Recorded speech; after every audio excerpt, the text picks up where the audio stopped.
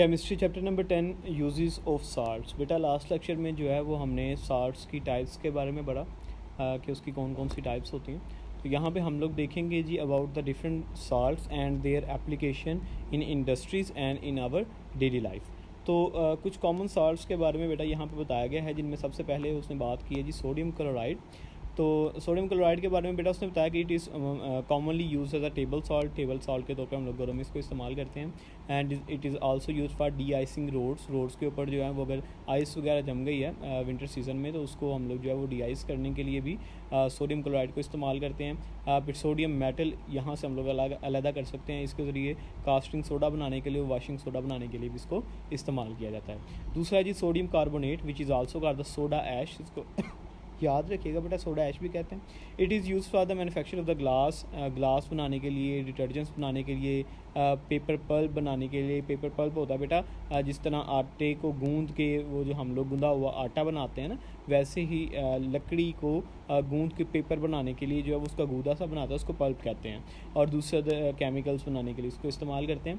Third one is the sodium carbonate which is also called the washing soda.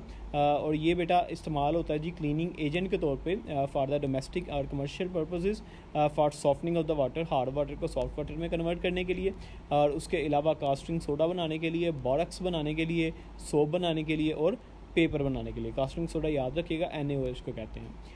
फिर आगे आता है जी सोडियम सल्फेट। सोडियम सल्फेट जो है बेटा ये ग्लास, पेपर और डिटर्जेंट्स बनाने के लिए इस्तेमाल होता है। सोडियम सिलिकेट बेटा ये इस्तेमाल होता है for the manufacturing of the detergents, cleaning agent के तौर पे। और अडेसिव्स होते हैं बेटा ये जो गम्स वगैरह हैं जो कि चीज़ों को जोड़ने के लिए इस्तेमाल की जाती हैं, ऐसी चीज़ों को अडहेसिव्स कहते हैं, तो ये बनाने के लिए इस्तेमाल होता है। Sodium chloride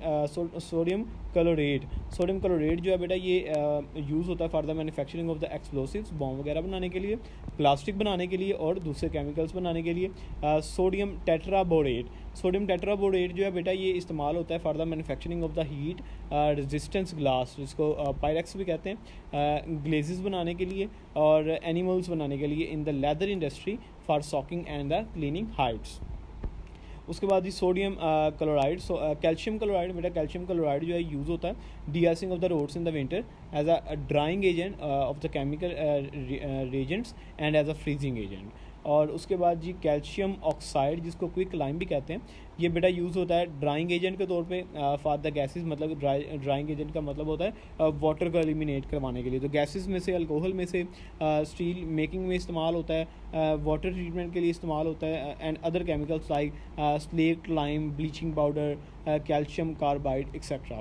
for the purification of the sugar की प्योरीफिकेशन के लिए mixture of the calcium oxide and sodium hydroxide called the soda lime. बेटा सोडा लाइम जो है इसको बोलते हैं, क्विक लाइम को जब सोडियम हाइड्रोक्साइड के साथ मिलाएं तो उसको सोडा लाइम कहते हैं। ये यूज़ होता है to remove the carbon dioxide and water vapours from the air.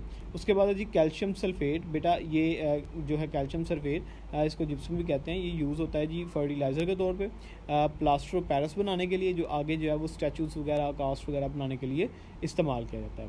फिर पोटाशियम नाइट्रेट बेटा ये इस्तेमाल होता है for the manufacturing of the fertiliser and the flint glass जो कि इग्निशन फ्री ग्लासेस होते हैं, ये बनाने के लिए और फर्टिलाइज़र्स वगैरह बनाने के लिए इसको इस्तेमाल किया जाता है।